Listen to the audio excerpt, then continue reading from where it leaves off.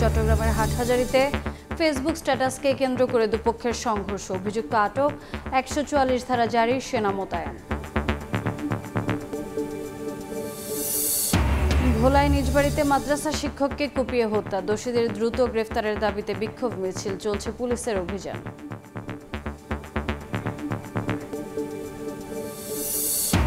ডাকসু নির্বাচনের প্রচারণা শেষ হচ্ছে আজ। বিশ্ববিদ্যালয়ের আবাসন সংকট নিরসনে প্রার্থীদের প্রতিশ্রুতি, বাস্তবায়নের পূর্ণ সক্ষমতা নিয়ে সন্দিহান শিক্ষার্থীরা। রোহিঙ্গা ইস্যুতে জাতিসংঘ সাধারণ অধিবেশনের ফাঁকে হবে উচ্চ পর্যায়ের সম্মেলন। ডিসেম্বরে কাতারে আরেকটি বৈঠক, কূটনৈতিক দক্ষতায় প্রত্যাবাসনের পথ হতে পারে সুগম।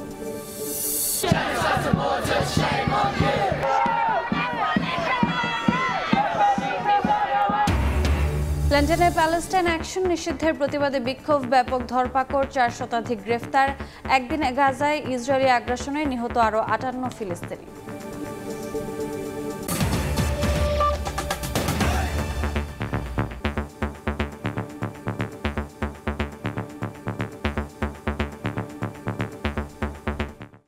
সকালের সময়ের সঙ্গে আছে আমি রোজা চৌধুরী। ফেসবুক স্ট্যাটাসকে কেন্দ্র করে দুপক্ষের সংঘর্ষ উত্তপ্ত চট্টগ্রামের হাটহাজারী। সংঘর্ষের ঘটনায় চট্টগ্রাম খাগড়াছড়ি রাঙামাটি সড়কে যান চলাচল বন্ধ রয়েছে। এ ঘটনায় আটক করা হয়েছে অভিযুক্তকে। উদ্ভূত পরিস্থিতিতে বিকেল ৩টা পর্যন্ত ১৪৪ ধারা জারি করেছে উপজেলা প্রশাসন। পরিস্থিতি নিয়ন্ত্রণে মাঠে রয়েছে সেনাবাহিনী। লাঠিসোঁটা নিয়ে সড়কে সংঘর্ষে জড়ায় মাদ্রাসা শিক্ষার্থীদের দুই পক্ষ, চলে ধাওয়া পাল্টা ধাওয়া। শনিবার জশ্নে জুলুসের ছবি তুলে চট্টগ্রামের হাটহাজারী মাদ্রাসাকে ব্যঙ্গ করে স্ট্যাটাস দেয় এক যুবক। এরই জেরে হাটহাজারী মাদ্রাসার সামনে মাদ্রাসার শিক্ষার্থীদের দুই পক্ষ সংঘর্ষে জড়িয়ে টায়ার জ্বালিয়ে সড়ক অবরোধ করে ভাঙচুর করে যানবাহন। দুপক্ষের মুখোমুখি সংঘর্ষে চট্টগ্রাম খাগড়াছড়ি রাঙামাটি সড়কে বন্ধ হয়ে পড়ে যান চলাচল। এদিন সন্ধ্যায় হাটহাজারী থেকে ফটিকছড়ি ফেরার পথে ফেসবুকে আপত্তিকর পোস্ট দেয়া অভিযুক্ত যুবককে আটক করে পুলিশ। পরে পরিস্থিতি নিয়ন্ত্রণে ১৪৪ ধারা জারি করে উপজেলা প্রশাসন, যা চলবে বিকেল ৩টা পর্যন্ত। মোতায়েন করা হয় সেনাবাহিনী। পরে যৌথ বাহিনীর হস্তক্ষেপে সড়ক খুলে দিলে স্বাভাবিক হয় যান চলাচল। আমি আপনাদেরকে কথা দিচ্ছি, আপনাদের যারা উদ্ধার হয়নি, আটকা পড়ে আছে, আমি আমার রেসপন্সিবিলিটিতে আপনাদের কাছে এনে পৌঁছায় দিব। এটা আমার কথা, ইনশাআল্লাহ। আমি আপনাদেরই আইন শৃঙ্খলা বাহিনীর সমন্বয়ে বর্তমানে যে আইন শৃঙ্খলা পরিস্থিতি আছে সেটাকে স্বাভাবিক রাখার জন্য এবং পরিস্থিতি নিয়ন্ত্রণের জন্য সকল বাহিনী একসাথে সম্মিলিতভাবে কার্যক্রম পরিচালনা করছে। ১৪৪ ধারা জারি থাকাকালীন সব ধরনের সভা সমাবেশ, বিক্ষোভ মিছিল, গণজমায়েত, বিস্ফোরক দ্রব্য, আগ্নেয়াস্ত্র বহন সহ ৫ বা এর বেশি ব্যক্তির একসঙ্গে অবস্থান বা চলাফেরা সম্পূর্ণ নিষিদ্ধ ঘোষণা করেছে উপজেলা প্রশাসন। সময় সংবাদ, চট্টগ্রাম। নিজ বাড়িতে মাদ্রাসা শিক্ষককে কুপিয়ে হত্যা করেছে দুর্বৃত্তরা। ভোলায় শনিবার রাতে মাদ্রাসা শিক্ষক আমিনুল হক নোমানীকে হত্যা করে দুর্বৃত্তরা। জড়িতদের দ্রুত গ্রেফতারের দাবিতে বিক্ষোভ মিছিল করেন বিভিন্ন ইসলামিক দলের নেতাকর্মী ও এলাকাবাসী। কারা কেন খুন করেছে তদন্তে মাঠে নেমেছে পুলিশ। নাসির লিটনের তথ্য ও উৎপল দেবনাথের ছবি নিয়ে রিপোর্ট। নিজ ঘরের ভেতরে দুর্বৃত্তের হামলার শিকার হলেন মাদ্রাসা শিক্ষক আমিনুল হক নোমানী। তার রক্তাক্ত শরীর নিয়ে হাসপাতালে ছুটে যান স্বজন ও প্রতিবেশীরা। শনিবার রাত ৯:১টায় ভোলা শহরের উত্তর চরনোয়াবাদে মাদ্রাসা শিক্ষক আমিনুলের ঘরের মধ্যে হঠাৎ একদল দুর্বৃত্ত ঢুকে ধারালো অস্ত্র দিয়ে তাকে কুপিয়ে রক্তাক্ত অবস্থায় ফেলে রেখে পালিয়ে যায়। এ সময় আমিনুলের চিৎকারে প্রতিবেশী এক নারী সেখানে গিয়ে বাড়ির সামনের গেট ভেতর থেকে বন্ধ দেখে স্থানীয়দের খবর দেন। পরে তাকে উদ্ধার করে হাসপাতালে নিলে চিকিৎসক মৃত ঘোষণা করেন।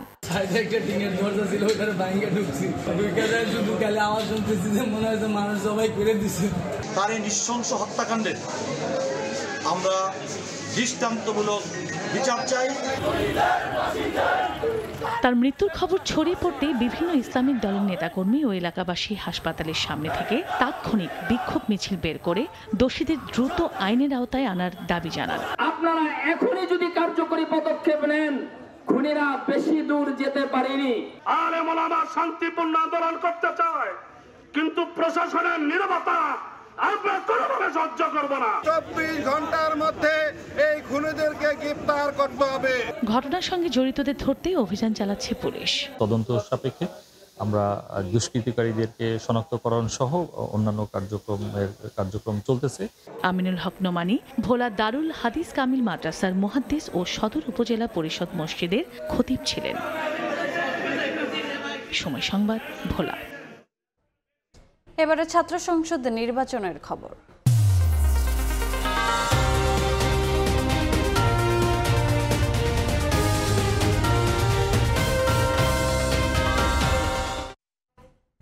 ঢাকা বিশ্ববিদ্যালয়ের শিক্ষার্থীদের নানা সমস্যার গোড়ায় রয়েছে আবাসন সংকট। বিশ্ববিদ্যালয়টিতে অধ্যয়নরত প্রায় 40,000 শিক্ষার্থীর তুলনায় সিটের সংখ্যা মাত্র 18,000।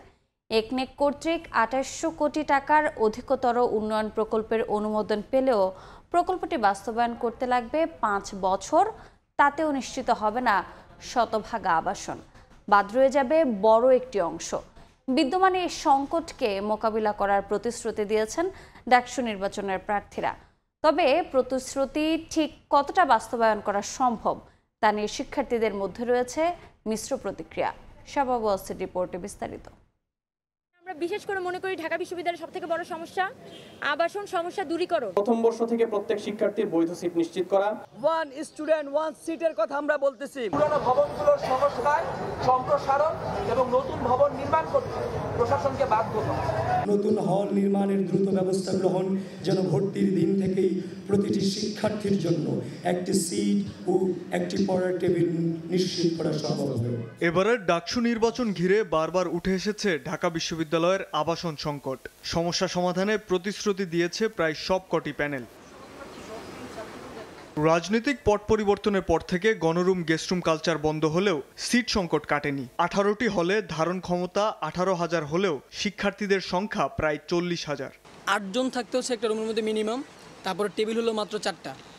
আবার যদি আমরা পড়াশোনা করার জন্য বাকি 4 জন তো নিচে যাই আমাদের রিডিং রুমে, ওইখানে নাই হলে আবার সিট। তো ওইভাবে পলিটিক্যাল কালচারটা নাই, তারপরেও কেন হচ্ছে একটা রুমে, এই যে একটা রুম, এই রুমে কেন 4 জনের রুমে 8 জন বা 10 জন থাকবে? এক্সট্রা যে কিছু কাজ করবে একাডেমির বাইরে, একাডেমির পড়াশোনাটা করাই তার জন্য কঠিন হয়ে দাঁড়াচ্ছে। ডাকসু নির্বাচনের মধ্যে দিয়ে আসা নেতৃত্ব ঠিক কতটা দূর করতে পারবে আবাসন সংকট তা নিয়ে সন্দিহান শিক্ষার্থীরা। প্রথমে আসলে এটা নিয়ে অনেক কথা বলবে, এখনও কথা বলতেছে, ইশতেহার দিচ্ছে, অনেক কথা বলতেছে, বাট আলটিমেটলি এই সমস্যাটা আসলে বিশ্ববিদ্যালয় সবাই দিচ্ছে, বাট হচ্ছে আমি সামগ্রিকভাবে কোনো কাজ করতে পারছি কিনা বা শুরু করতে পারছি কিনা, আমার ইনিশিয়েট যে পর্যায়টা, এরকম কোনো একটা কিছু করলে হয়তো আমরা আশ্বস্ত পেতাম। বিভিন্ন প্রার্থীর ইশতেহারে ব্যাপারটি উঠে আসছে, তো এটা আসলে শেষ পর্যন্ত কতটুকু বাস্তবায়ন হতে পারে সেটাই আসলে শেষ পর্যন্ত দেখার বিষয়। হলে হলে ভবন সংখ্যা বৃদ্ধি করে সংকট সামাল দেওয়ার পরিকল্পনা নিয়েছে বিশ্ববিদ্যালয় কর্তৃপক্ষ। এরই মধ্যে 2,840 কোটি টাকার প্রকল্প অনুমোদন দিয়েছে একনেক। এতে সিট বাড়বে 7,700টি। তারপরও আবাসনের বাইরে থাকবে 35% শিক্ষার্থী। কোষাধ্যক্ষ বলছেন, পর্যাপ্ত বরাদ্দের অভাবে আবাসন সমস্যা দ্রুত সমাধান সম্ভব হচ্ছে না। যারা ইলেক্টেড হয়ে আসবেন অবশ্যই তাদের সাথে আমরা একসাথে কাজ করব, করে তারা যে প্রতিশ্রুতি দিয়েছিলেন তাদের ভোটারদের কাছে, সেটা যতটুকু পারে আমরা তার সহযোগিতা করব। কিন্তু এখানে একটা বিষয় মনে রাখতে হবে যে আমরা এই আবাসন সমস্যা দূর করার জন্য পুরোপুরি নিয়ন্ত্রণটা আমাদের হাতে নেই, কারণ আমরা অর্থ পাই সরকারের কাছ থেকে। সরকার যদি আমাদেরকে অর্থ বরাদ্দ দেয় তখন আমরা কিছু করতে পারি। ঢাকা বিশ্ববিদ্যালয়ের শিক্ষার্থীদের নানা সমস্যার আমূলে যেই সমস্যাটি তা হলো শিক্ষার্থীদের আবাসন সংকট। হলে থাকা খাওয়ার প্রতিদিনের লড়াইয়ের মধ্যে থেকে একাডেমিয়ার বাইরে উন্নত শিক্ষা, গবেষণা কিংবা স্কিল ডেভেলপমেন্টে মনোনিবেশ করতে পারছেন না শিক্ষার্থীরা। এই অবস্থা থেকে উত্তরণে ঢাকা বিশ্ববিদ্যালয় প্রশাসনের দীর্ঘমেয়াদী পরিকল্পনা কিংবা আসন্ন ডাকসু নির্বাচনে নির্বাচিত প্রতিনিধিরা ঠিক কতটা ভূমিকা রাখতে পারবে সেটিই এখন দেখার বিষয়। ঢাকা বিশ্ববিদ্যালয় থেকে শাবাব ওয়াসি, সময় সংবাদ, ঢাকা। সকালের সময় আরও থাকছে। চা শিল্প টিকে থাকা নিয়ে শঙ্কায় বাগান মালিকরা। লোকসান, প্রতিকূল আবহাওয়া সহ নানা সংকটের অভিযোগ। অস্তিত্ব টিকে রাখতে 13 দফা বাস্তবায়নে সরকারের পদক্ষেপ কামনা।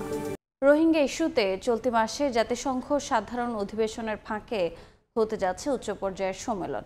এছাড়া ডিসেম্বরে কাতারেও হওয়ার কথা রয়েছে আরেকটি বৈঠক। সংকট সমাধানে এসব সম্মেলন থেকে আসতে পারে নানা প্রস্তাবনা। বিশ্লেষকরা বলছেন, কূটনৈতিক দক্ষতা দেখাতে পারলে রোহিঙ্গাদের ফেরানোর পথ সুগম করতে পারে এসব সম্মেলন। ফারুক ভাইয়ের রবিনের রিপোর্ট। সাম্যর বছর ঈদের সময় যেন ওনার বাড়ির মধ্যে তাই মধ্যে একত্র হন। জাতিসংঘ মহাসচিবকে পাশে রেখে গত রোজায় আত্মবিশ্বাসের সঙ্গে এমন কথা শুনিয়েছিলেন প্রধান উপদেষ্টা ডক্টর ইউনূস। আরও একটি ঈদ আসতে বাকি আর 6 মাস, কিন্তু এ সময়ের মধ্যে নিজ ভিটেমাটিতে সত্যিই কি ফেরানো যাবে রোহিঙ্গাদের? সম্প্রতি কক্সবাজারে রোহিঙ্গা বিষয়ক অংশীজন সংলাপে নিরাপদ টেকসই প্রত্যাবাসনে 7 দফা প্রস্তাব তুলে ধরেন ডক্টর ইউনূস। বিশ্লেষকরা মনে করেন বৈশ্বিক নানা ঘটনা প্রবাহে চাপা পড়া রোহিঙ্গা ইস্যুকে আন্তর্জাতিক পরিসরে আবারও জাগিয়ে তুলতে ভূমিকা রাখবে এই 7 দফা। কথা মূলত মোটা দাগে সেই 17-18 সালে 5 দফা, এখন 7 দফা, বেসিক্যালি জিনিসগুলো কাছাকাছি আছে।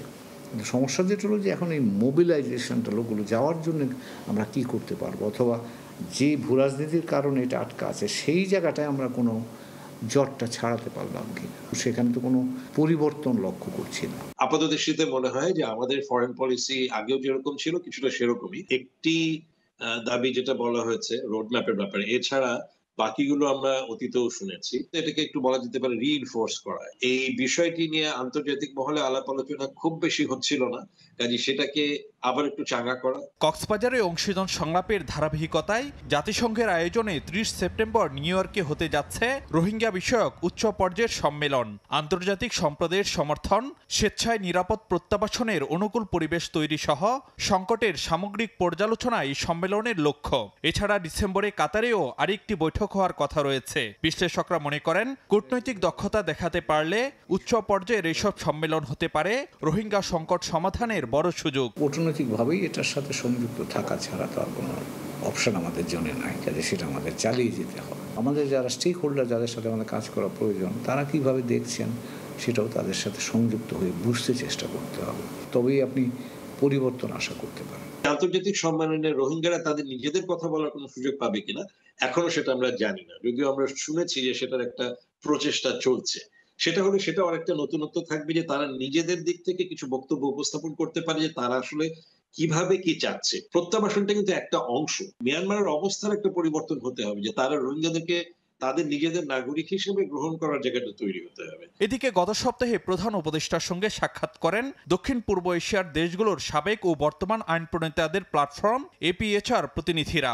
বৈঠকে রোহিঙ্গা ইস্যুতে বাংলাদেশ, চীন ও আসিয়ানভুক্ত দেশগুলোর সমন্বয়ে আন্তর্জাতিক সম্মেলন আয়োজনের প্রস্তাব দেন তারা। ফারুক ভিয়া, রবিন, সময় সংবাদ, ঢাকা। রপ্তানিমুখী সাবকন্ট্রাক্ট বা ঠিকায় কাজ করা কারখানার উদ্যোক্তাদেরও প্রণোদনা দেওয়ার সুপারিশ করেছে ট্রেড অ্যান্ড ট্যারিফ কমিশন। অর্থ মন্ত্রণালয়ের অনুমোদন পেলে 0.3% থেকে 1% পর্যন্ত মিলতে পারে নগদ সহায়তা। রফতানিকারকরা বলছেন সরকারের এমন উদ্যোগ বাস্তবায়ন হলে রফতানি বাজারে বাড়বে ছোট ও মাঝারি কারখানাগুলোর সক্ষমতা। শুল্ক চাপ মোকাবিলায় সব সম্ভাবনাকে কাজে লাগানোর তাগিদ অর্থনীতিবিদদের। সম্প্রতি মার্কিন বাজারে আরোপিত অতিরিক্ত 37% শুল্ক কয়েক দফার আলোচনায় 20% নামিয়ে এনেছে বাংলাদেশ। এতে প্রতিযোগী দেশের তুলনায় সুবিধাজনক অবস্থায় থাকলেও বেশি শুল্ক পরিশোধের চাপ বেড়েছে ক্রেতাদের ওপর। আমদানিকারকরা তাই ঝুঁকছেন ফাস্ট সেল ব্যবস্থায়। যে প্রতিষ্ঠান পণ্য উৎপাদন করে সেই প্রতিষ্ঠান যা বিক্রি করবে তাই ফাস্ট সেল। এতে সাবকন্ট্রাক্ট বা ঠিকায় কাজ করা কারখানাগুলো ফাস্ট সেলকারী প্রতিষ্ঠান হিসেবে বিবেচিত হয়। এতদিন এসব প্রতিষ্ঠানে তৈরি করা পণ্য রপ্তানি করে প্রণোদনা পেত ক্রয়াদেশ পাওয়া প্রতিষ্ঠানগুলো।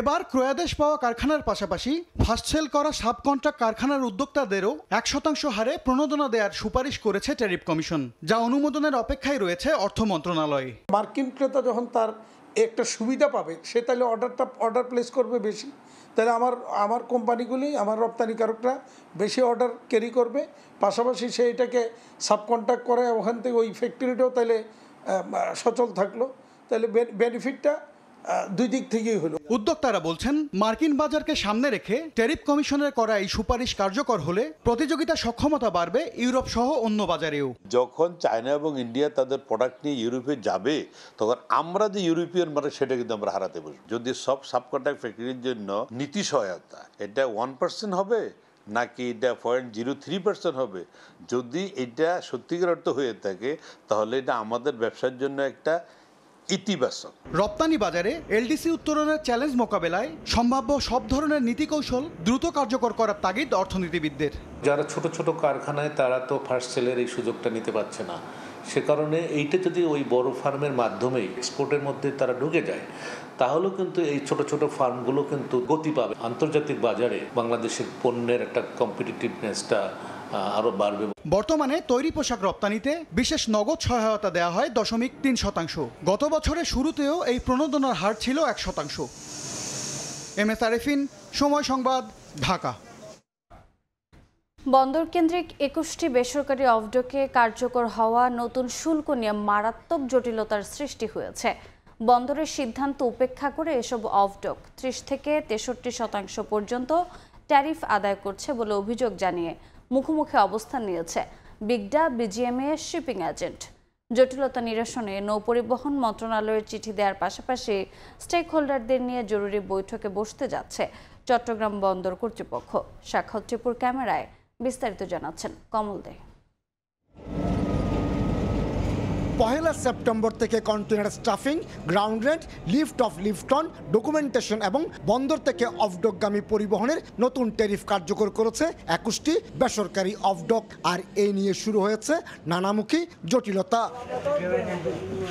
কোনো রকম আলোচনা ছাড়াই প্রকারভেদে সর্বনিম্ন 30 থেকে 63% পর্যন্ত ট্যারিফ আদায় হচ্ছে বলে অভিযোগ তুলেছেন ব্যবসায়ী নেতারা। এখন 63% যখনই বাড়ায় তাহলে আলটিমেটলি যে ট্রান্সপোর্টেশন যে কস্ট আছে সেই কস্টে কিন্তু 50% বেড়ে যাচ্ছে। তাদের উচিত ছিল প্রত্যেকটা স্টেক হোল্ডারের সাথে তাদেরকে আলোচনা করে এই রেটটা বাড়ানো। 2016 সালের আইসিডি নীতিমালা অনুযায়ী shipper, consignee, MLO, shipping agent, freight ফরওয়ার্ডারের সঙ্গে আলোচনার মাধ্যমে বিগডার ট্যারিফ কার্যকরের বিধান রয়েছে। কিন্তু বিগডা কোনো রকম আলোচনা ছাড়াই এর ট্যারিফ বাড়ানোর সিদ্ধান্ত নিয়েছে বলে অভিযোগ পেয়েছে বন্দর। এই অবস্থায় অফডকের ট্যারিফ আদায় বন্ধ রাখতে নৌ পরিবহন মন্ত্রণালয়ে চিঠি দিয়েছে চট্টগ্রাম বন্দর কর্তৃপক্ষ। একই সঙ্গে জটিলতা নিরসনে বন্দর কর্মকর্তারা 2-1 দিনের মধ্যে স্টেক হোল্ডারদের সঙ্গে আলোচনা বসার সিদ্ধান্ত নিয়েছে। মাননীয় সিনিয়র সচিব বরাবর একটা পত্র দিয়েছি যেন সকল পক্ষকে নিয়ে এই ব্যাপারে আলোচনা করে একটা সমঝোতায় আসে। তবে বেসরকারি অফডক মালিকদের সংগঠন বিগডার দাবি গত 9 বছরের ট্যারিফ নির্ধারণে কোনো কমিটি গঠন হয়নি, এমনকি এ নিয়ে কোনো কার্যক্রম দৃশ্যমান ছিল না। তাই বন্দরের চিঠি মেনে ট্যারিফ আদায় বন্ধ রাখার যৌক্তিকতা দেখছে না বিগডা। অবশ্য 2021 সালে তেলের মূল্য বেড়ে যাওয়ার অজুহাতে বিগডা 23% হারে ট্যারিফ বাড়িয়েছিল। এবার ট্যারিফ বাড়ানোর ক্ষেত্রে টাকার বিপরীতে মার্কিন ডলারের রেট বেড়ে যাওয়াকে কারণ হিসেবে দাঁড় করানো হয়েছে। শ্রমিক দর বৃদ্ধি, ট্রান্সপোর্টেশন খরচ, তারপর ইনফ্লেশন, বিভিন্ন কারণে ডিপোগুলোকে এক্সপোর্ট কন্টেনার এবং খালি কন্টেনার হ্যান্ডলিংয়ের দর বৃদ্ধি করতে হয়েছে এবং এই দর বৃদ্ধি যদি কার্যকর না করা যায় তাহলে ডিপোগুলোর পক্ষে অপারেশন চালানো সম্ভবপর হবে না। 1996 সাল থেকে খালি কন্টেনার উঠানামার মাধ্যমে যাত্রা শুরু করা অফডকগুলো বর্তমানে আমদানিকৃত 65 ধরনের পণ্য ডেলিভারি দেওয়ার অনুমতি পেয়েছে।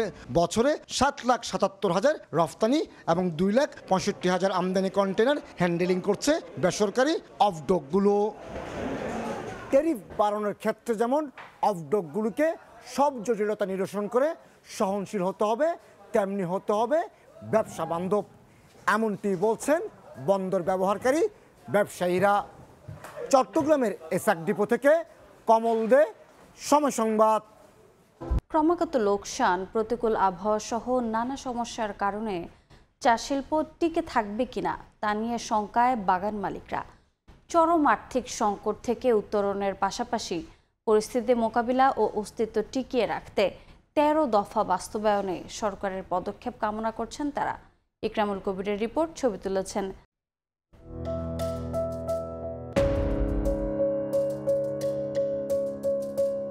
ক্রমাগত লোকসান, নতুন বিনিয়োগে অনীহা এবং সনাতনী আবাদ পদ্ধতির কারণে চা উৎপাদন না বেড়ে এখন কমতির দিকে। লোকসান গুনতে গুনতে ইতিমধ্যে 9টি বাগানের উৎপাদন বন্ধ হয়ে গেছে। অনাবৃষ্টি ও খরার কারণে পরিস্থিতি আরও অবনতি হচ্ছে। 2020 সাল থেকে সমস্যা মারাত্মক আকার ধারণ করেছে। পরিস্থিতি মোকাবেলায় পদক্ষেপ নেয়নি বলে অভিযোগ রয়েছে। আমাদের এই মুহূর্তে আমাদের একটা স্ট্যান্ড পলিসি দরকার বা একটা হেল্প দরকার, যেখান থেকে আমরা অ্যাটলিস্ট দাঁড়াতে পারি বা আমাদের বাগানগুলোকে ঠিকভাবে আপনার চালাতে পারি। জলবায়ু পরিবর্তনের এই যুগে সম্পূর্ণ প্রকৃতির উপর নির্ভর করে এই শিল্পকে আর টিকিয়ে রাখা সম্ভব হচ্ছে না। তাই বাগানের মালিকেরা সরকারের সহযোগিতা কামনা করেছেন। বর্তমানে চরম আর্থিক সংকট উত্তরণের পাশাপাশি পরিস্থিতি মোকাবেলা ও অস্তিত্ব টিকিয়ে রাখতে চা বাগানের মালিকেরা 13 দফা বাস্তবায়নে সরকারের পদক্ষেপ কামনা করেছেন। যে প্রাইসগুলো আর একটু কনসিডার করা এবং টোটালি পুরো বাংলাদেশে ডিমান্ড অ্যান্ড সাপ্লাই এই দুইটা নিয়ে অবশ্যই গভর্নমেন্ট কাজ করতে হবে। তাড়াতাড়ি অতি দ্রুত এগিয়ে আসতে হবে সরকারকে, নাহলে চা বাগান টিকিয়ে রাখা যাবে না। বাংলাদেশের চা শিল্পের চ্যালেঞ্জ এবং ভবিষ্যৎ পরিকল্পনা নিয়ে চা বাগান মালিকদের সংগঠন বাংলাদেশীয় চা সংসদ শনিবার সিলেট মত বিনিময় সভার আয়োজন করে।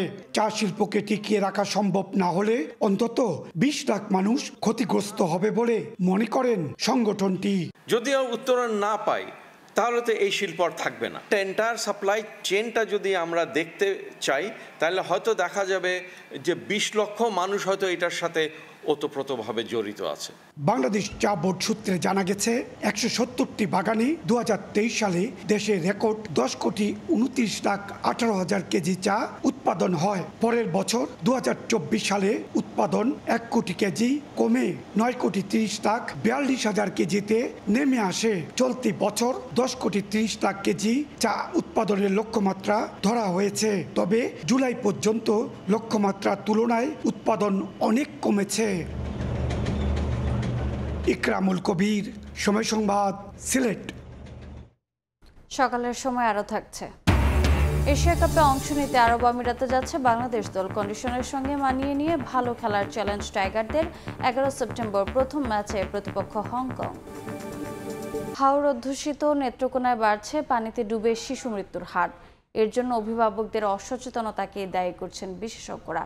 তবে গ্রামীণ পর্যায়ে শিশু নিরাপত্তায় গত 2 বছর ধরে জেলার 3 উপজেলায় 500 শিশু যত্ন কেন্দ্র কাজ করলেও নেই তেমন প্রচারণা। আলপনা বেগমের তথ্য ও আবু সুফিয়ানের তোলা ছবিতে রিপোর্ট। হাওর অধ্যুষিত জেলা নেত্রকোনা। পানিতে ডুবে মৃত্যুর হার তুলনামূলক বেশি এই জনপদে। শুধু সরকারি হিসেবেই গত জানুয়ারি থেকে জুন পর্যন্ত 50 জন পানিতে ডুবে মারা যাওয়ার তথ্য রয়েছে। তারপরও এর প্রতিরোধে নেই কোনো সচেতনতা। তবে শিশুদের নিরাপত্তায় মহিলা ও শিশু বিষয়ক মন্ত্রণালয়ের শিশু একাডেমির অধীনে সমাজভিত্তিক সমন্বিত শিশু যত্ন কেন্দ্রের কার্যক্রম চলমান হাওর অঞ্চলে। এর মাধ্যমে শিশুর প্রারম্ভিক বিকাশ ও সুরক্ষা এবং সাঁতার সুবিধা প্রদান প্রকল্প বাস্তবায়ন করছে আদিবাসী উন্নয়ন সংস্থা নামের একটি এনজিও।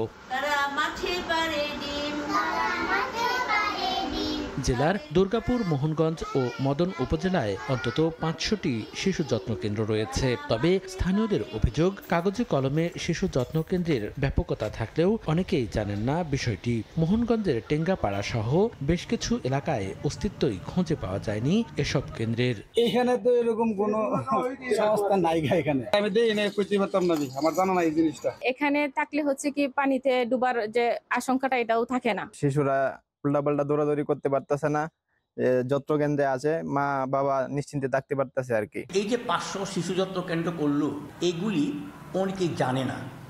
এইটা জানার জন্য স্থানীয় প্রশাসন, জেলা প্রশাসন, উপজেলা প্রশাসন যদি ব্যবস্থা না নেয় তাহলে এই মৃত্যুর হারটা প্রতিদিনই বাড়বে।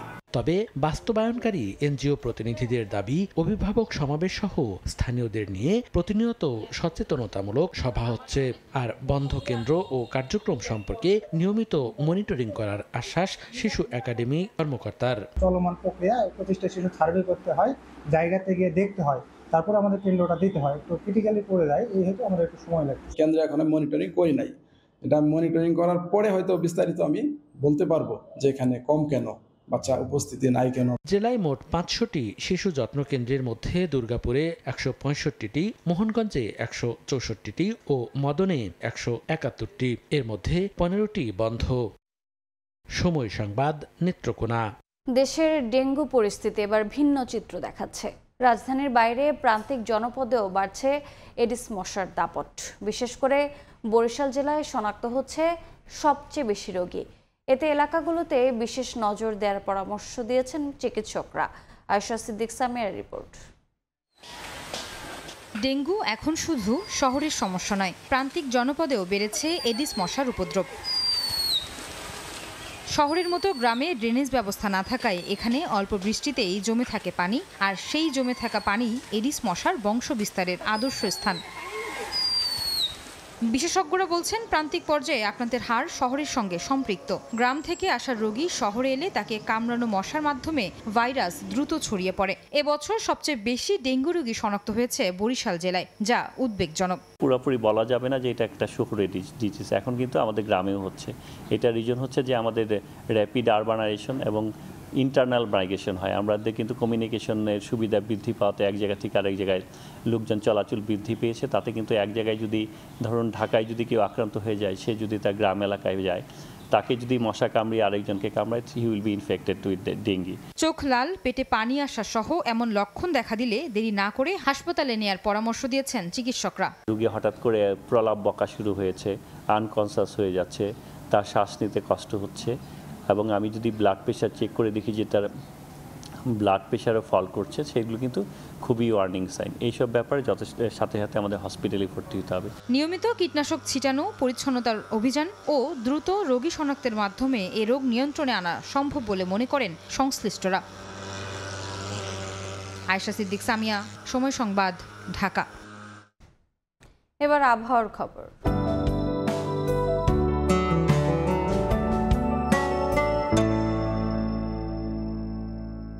দেখে নেব এখনকার বাতাসের মান সূচক।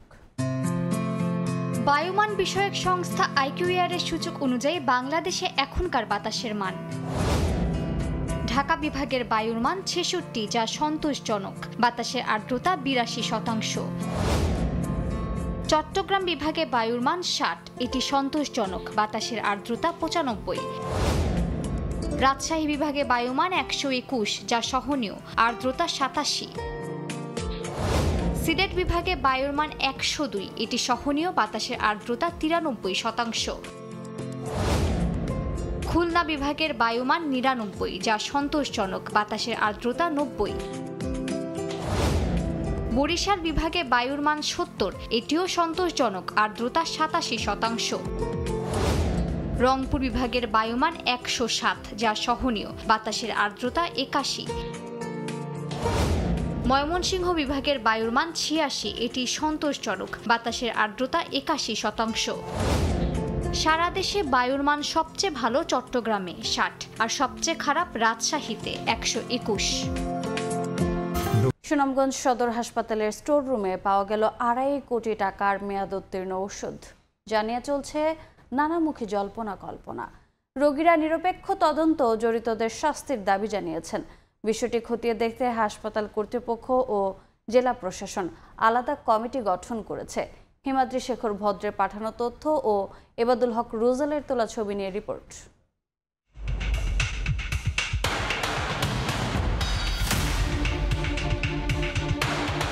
সুনামগঞ্জ সদর হাসপাতালের স্টোর রুমে সারি সারি করে সাজিয়ে রাখা কার্টুন ও প্যাকেটের লাল সবুজ আবরণের ওষুধের পাতা দেখে বোঝার উপায় নেই এগুলো মেয়াদ উত্তীর্ণ। বিনামূল্যের ওষুধের চালান মেঝেতে পড়েছিল বছরখানেক, এখন এগুলো পরিত্যক্ত বর্জ্যে পরিণত হয়েছে। হাসপাতালে 2 জন তত্ত্বাবধায়ক ও একজন স্টোর কিপার স্টোর রুমের দায়িত্ব পালন করেন, অথচ কারো চোখেই পড়েনি ওষুধের কার্টুনগুলো। সরকারের 2.5 কোটি টাকা জলে ভেসে গেল, অথচ রোগীরা বঞ্চিত হলো বিনামূল্যের ওষুধ থেকে। প্রত্যেক অর্থ বছরে হাসপাতাল কর্তৃপক্ষ দরপত্রের মাধ্যমে চিকিৎসকের দেয়া চাহিদাপত্রের বিপরীতে কোটি কোটি টাকার মেডিকেল ও সার্জিক্যাল ওষুধ এবং সরঞ্জাম কিনে থাকে। স্বাস্থ্য অধিদপ্তর চাহিদা অনুযায়ী অর্থ বরাদ্দ দেয়। এসএসআর কমিটি ও সার্ভে কমিটি ওষুধ কেনা থেকে গুদামজাতকরণ ও বন্টনের দায়িত্ব পালন করেন। প্রতিটি কমিটির প্রধান থাকেন হাসপাতালের তত্ত্বাবধায়ক। রোগী ও স্থানীয়দের দাবি এর সঠিক তদন্ত করে জড়িতদের শাস্তির আওতায় আনা হোক। আমরা তাদের শাস্তি দাবি করি, যাতে আর ভবিষ্যতে কোনোদিন আমরা জনগণ ভোগান্তির মাঝে পড়ি না। 2.5 কোটি টাকার ঔষধ, তাহলে এতদিন এই ঔষধ এখানে থাকলো কিভাবে? কারা আনলো, কারা রাখলো? এই বিষয়টি পরিষ্কার হওয়া উচিত। বিষয়টি নিয়ে স্টোরের দায়িত্বে থাকা ব্যক্তিরা একে অন্যের ওপর দায় চাপান, তবে হাসপাতাল কর্তৃপক্ষ ও জেলা প্রশাসন আলাদা তদন্ত কমিটি গঠন করেছে। দায়িত্ব এখনো পাইনি, এভাবে আছে। দায়িত্ব না পেলে তো তখন হাসপাতালের স্টোরের বিষয়ে জানার কথা না। আমরা চেষ্টা করতে দ্রুত যদি আনসার আমরা 10 জন আনতে পারি, তার 3 শিফটে কাজ করে তাহলে আমাদের এই যে নিরাপত্তার কাজটা বাড়বে। বরাদ্দপত্রের সাথে মিলিয়ে দেখে এন্ট্রি করার কথা, এটা যদি ওনারা না করে এবং বরাদ্দপত্র যদি থাকে তার মানে অবশ্যই এখানে কোনো একটা এন্ড থেকে এক ধরনের অনিয়ম হয়েছে।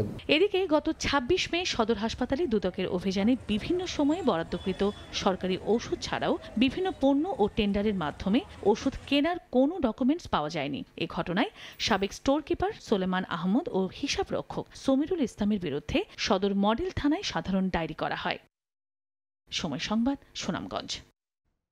জামালপুরের বকশীগঞ্জ উপজেলার একমাত্র সরকারি হাসপাতালে 2 জন চিকিৎসক দিয়ে চলছে স্বাস্থ্যসেবা। এতে চিকিৎসা সেবা নিতে এসে হয়রানির শিকার হচ্ছেন রোগীরা। বিষয়টি স্বীকার করেছেন উপজেলা স্বাস্থ্য কর্মকর্তাও। তবে সিভিল সার্জন বলছেন চিকিৎসক সংকটের বিষয়টি ঊর্ধ্বতন কর্তৃপক্ষকে জানানো হয়েছে। জাহাঙ্গীর আলমের তথ্য ও আবুল কালাম আজাদের ছবি নিয়ে রিপোর্ট। জামালপুরের বকশীগঞ্জের স্বাস্থ্যসেবার একমাত্র ভরসাস্থল উপজেলা স্বাস্থ্য কমপ্লেক্স। চিকিৎসক ও জনবল সংকটে কাঙ্ক্ষিত সেবা থেকে বঞ্চিত হচ্ছেন 7 ইউনিয়ন ও 1টি পৌরসভার বাসিন্দারা।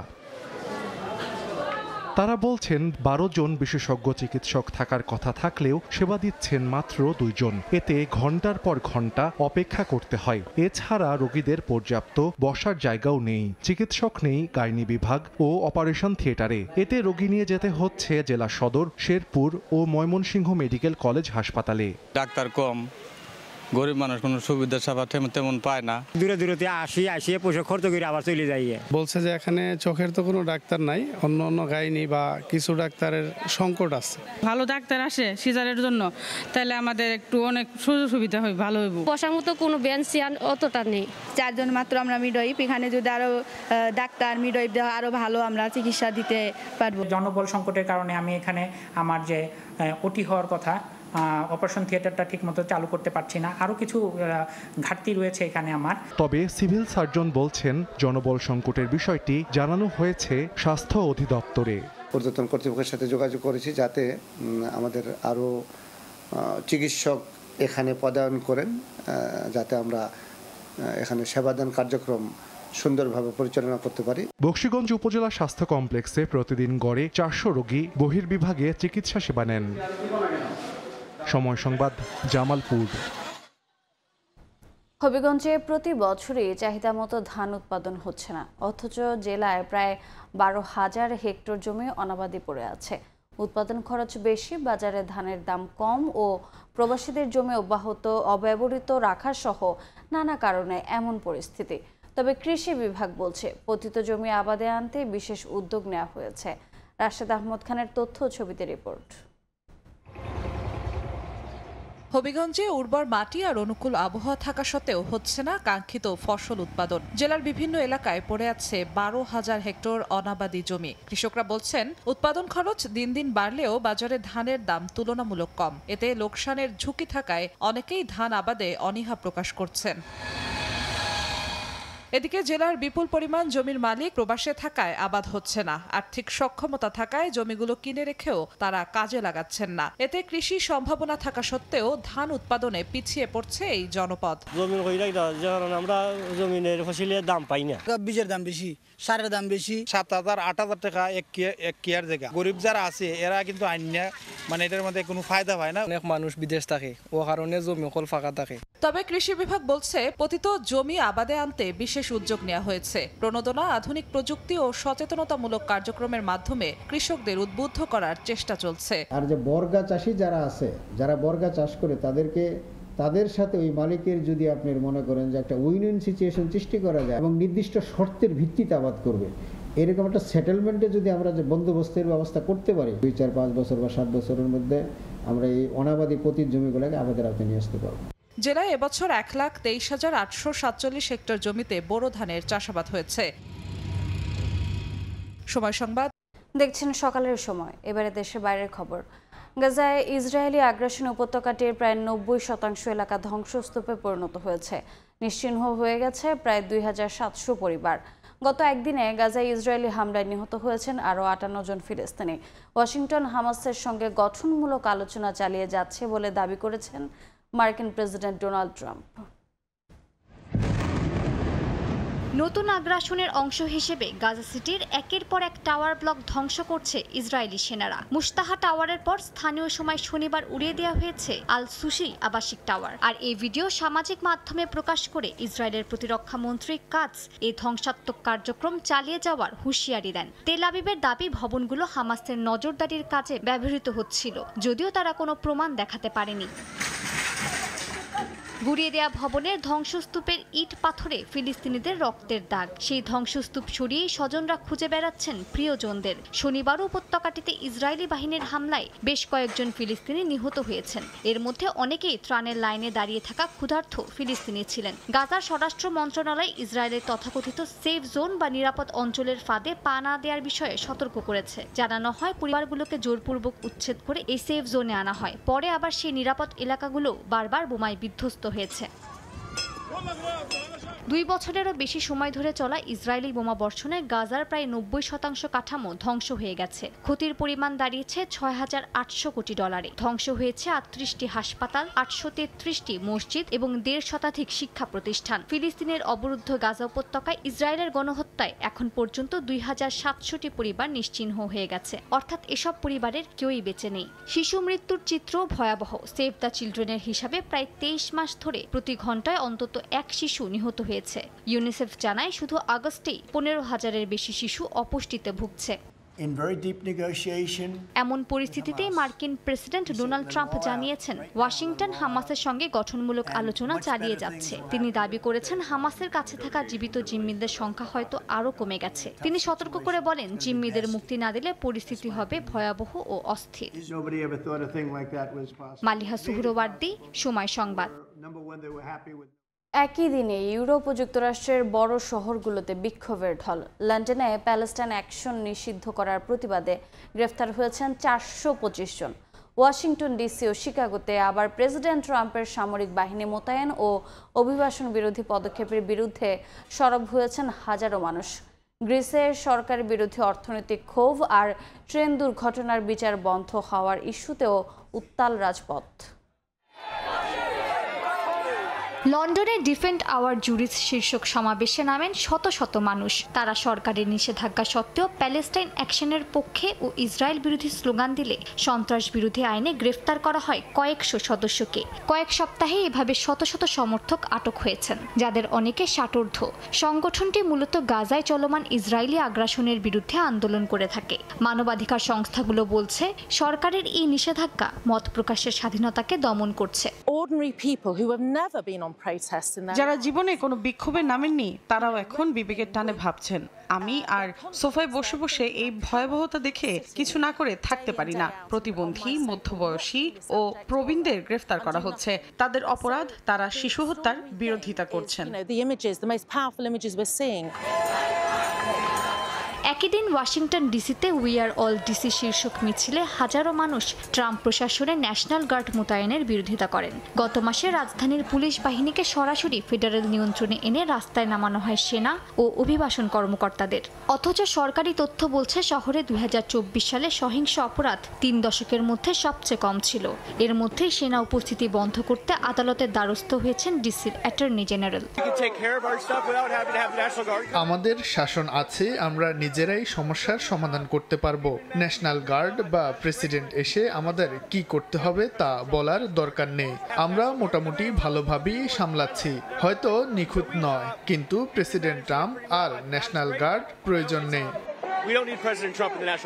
শিকাগোতে নৌঘাটির সামনে ট্রাম্পের অভিবাসী বিরোধী অভিযানের বিরুদ্ধে বিক্ষোভ করেন স্থানীয়রা। মার্কিন প্রেসিডেন্ট সামাজিক যোগাযোগ মাধ্যমে ব্যঙ্গাত্মক পোস্ট দিয়ে অভিবাসীদের বিরুদ্ধে অভিযানের ইঙ্গিত দেন, যা আতঙ্ক সৃষ্টি করেছে শহরে। এর মধ্যে মেক্সিকোর উৎসবগুলোতেও পড়েছে প্রভাব। কেউ কেউ বাতিল করছেন অনুষ্ঠান। গ্রিসের অ্যাথেন্সে পার্লামেন্টের বাইরে টেম্পি ট্রেন দুর্ঘটনার তদন্ত হঠাৎ বন্ধ হয়ে যাওয়ায় ক্ষুব্ধ পরিবারগুলো ন্যায় বিচার দাবি করেছেন। অন্যদিকে গ্রিসের থেসালোনিকিতে প্রধানমন্ত্রী মিৎসোটাকিস 160 কোটি ইউরোর কর সংস্কার পরিকল্পনা ঘোষণা করলেও শ্রমিক সংগঠনগুলো সরকার বিরোধী মিছিল করছে। সাম্প্রতিক জরিপে শাসক নিউ ডেমোক্রেসি পার্টির জনপ্রিয়তা নেমে এসেছে অর্ধেকের নিচে। মালিহা সুহরওয়ার্দী, সময় সংবাদ। শুল্ক যুদ্ধের মধ্যে যুক্তরাষ্ট্রের সঙ্গে সম্পর্ককে ইতিবাচক হিসেবে আখ্যা দিয়েছেন ভারতের প্রধানমন্ত্রী নরেন্দ্র মোদী। এর মধ্যেই মার্কিন প্রেসিডেন্ট ডোনাল্ড ট্রাম্প জারি করেছেন নতুন এক নির্বাহী আদেশ, যেখানে বাছাই করা মিত্র অংশীদারদের জন্য শুল্ক ছাড় দেওয়া হবে। তবে তালিকায় নেই ভারতের নাম। দ্য গার্ডিয়ানের এক প্রতিবেদন অনুযায়ী ট্রাম্পের নোবেল শান্তি পুরস্কারের আকাঙ্ক্ষা ব্যর্থ হওয়ায় শুল্ক বৃদ্ধির আসল কারণ বলে মনে করছেন বিশ্লেষকরা।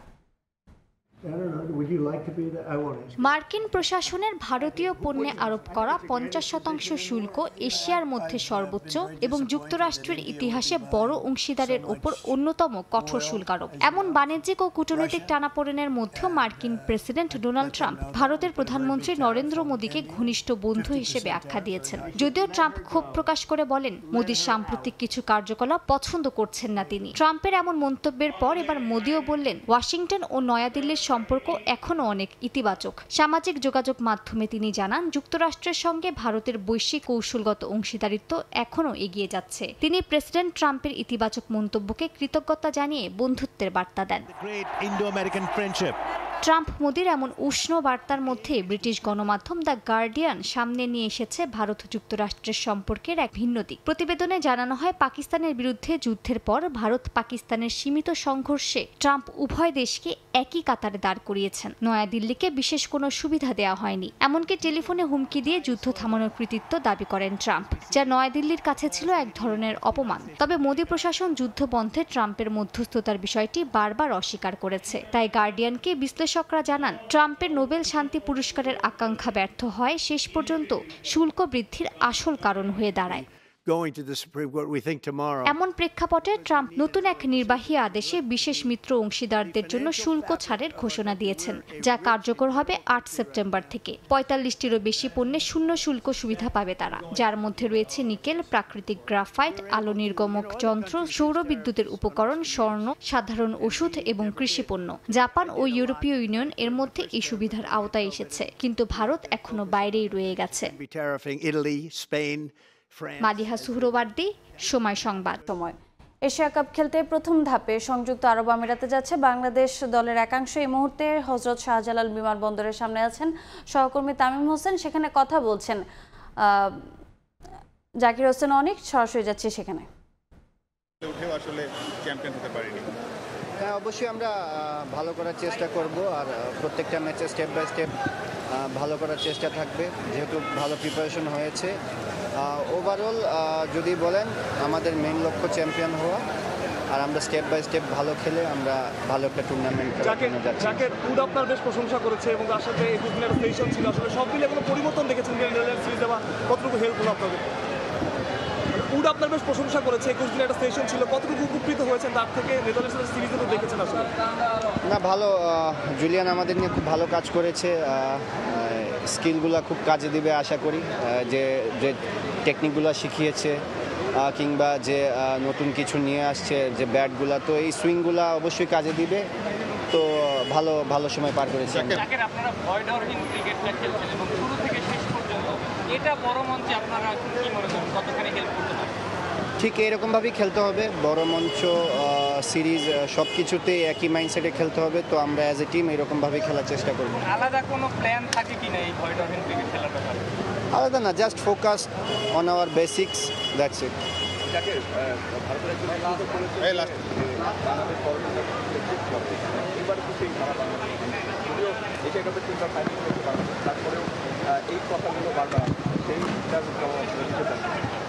কাউকে জবাব দেওয়ার কিছু নাই, আমরা আমাদের ক্রিকেট খেলবো, আমরা আমাদের বেস্ট ক্রিকেট খেলবো। বিমানবন্দরে আসলে কথা বলছিলেন জাকির আলী, এবং বাংলাদেশ দল নিয়ে আসলে তার প্রত্যাশার জায়গাটা তিনি শুনিয়েছেন, এবং সেই বিষয়টা কিন্তু তারা আসলে যতটা সম্ভব আসলে বাংলাদেশ টিম, আমরা যেমনটা জানি যে এশিয়া কাপের আগে আসলে বাংলাদেশ টিমের যে প্রস্তুতি নিয়ে নানা কথা হয়েছে, কারণ ডাচ ক্রিকেটারদের এনেছে। তবে এর বাইরে আমরা যদি বলি যে আজকে প্রথম বহরে 9 জন ক্রিকেটার যাচ্ছেন এবং অফিসিয়াল যাচ্ছেন 3 জন। তো হযরত শাহজালাল আন্তর্জাতিক বিমানবন্দর থেকে বাংলাদেশ দলের দুবাই যাত্রা নিয়ে এই ছিল আমার কাছে সবশেষ তথ্য। সরাসরি যুক্ত ছিলাম হযরত শাহজালাল আন্তর্জাতিক বিমানবন্দরে। বিসিবি নির্বাচন করতে চাইলে সভাপতি পদ থেকে আমিনুল ইসলাম বুলবুলকে পদত্যাগ করতে বললেন তামিম ইকবাল। নির্বাচনকে সরকারের প্রভাব মুক্ত রাখারও আহ্বান জানান জাতীয় দলের সাবেক এই অধিনায়ক। আসন্ন বিসিবি নির্বাচনে ক্লাব ক্যাটাগরি থেকে অংশ নেবেন তামিম। এখনই সভাপতি হওয়া নিয়ে কিছু ভাবছেন না তিনি। আপাতত লক্ষ্য পরিচালক হিসেবে নির্বাচিত হয়ে বিসিবিতে যুক্ত হয়ে ক্রিকেট উন্নয়নে কাজ করা। তামিমের সাক্ষাৎকার নিয়েছেন সাজিদ মুস্তাহিদ। বাংলাদেশ দলের অন্যতম সফল অধিনায়ক সাবেক অধিনায়ক তামিম ইকবাল, যিনি এর মধ্যে বলেছেন বিসিবি নির্বাচনে পরিচালক পদে প্রতিদ্বন্দ্বিতা করবেন। তার সঙ্গে কথা বলবো, ইন্টারফিয়ারেন্স যদি না হয় আপনি বিসিবি ইলেকশন করবেন। আমরা জানি যে কিছুদিন আগে থেকে বিসিবি ইলেকশনের কথা হচ্ছে, আপনি কি এখন পর্যন্ত ইন্টারফিয়ারেন্সের সুযোগ দেখছেন বা কোনো শঙ্কা দেখছেন? বুলবুল ভাই যে বিষয়টা বললেন, আমার কাছে মনে হয় যে ঘুরায় ফিরায় কথাটা না বলে স্ট্রেট বলে দিলে খুব ভালো যে আমি ইলেকশন করবো। অ্যান্ড ইলেকশন করা তো খারাপ কোনো কিছু না, ইলেকশন করা তো প্রত্যেকটা মানুষের অধিকার আছে যদি সে ওই বক্সগুলো টিক করে। অমুকে বললে আমি ইলেকশন করব, আমার কাছে মনে হয় যে এই স্টান্স থেকে বের হয়ে এসে স্ট্রেট বলা উচিত আমি ইলেকশন করব। এখানে কোনো পক্ষপাতী থাকা উচিত না।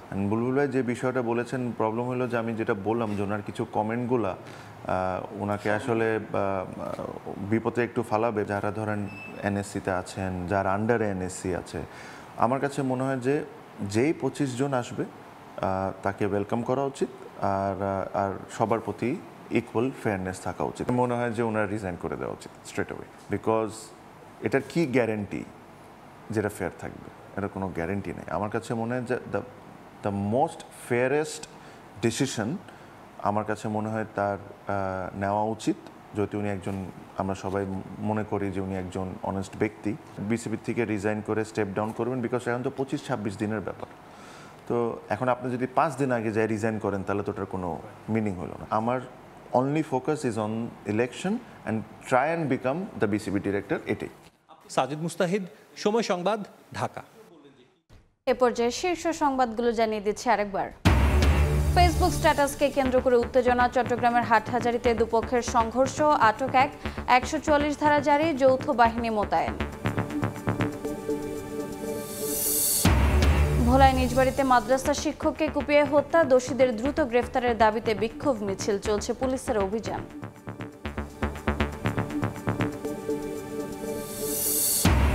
এবং ডাকসু নির্বাচনের প্রচারণা শেষ হচ্ছে আজ। বিশ্ববিদ্যালয়ের আবাসন সংকট নিরসনে প্রার্থীদের প্রতিশ্রুতি, বাস্তবায়নের পূর্ণ সক্ষমতা নিয়ে সন্দিহান শিক্ষার্থীরা।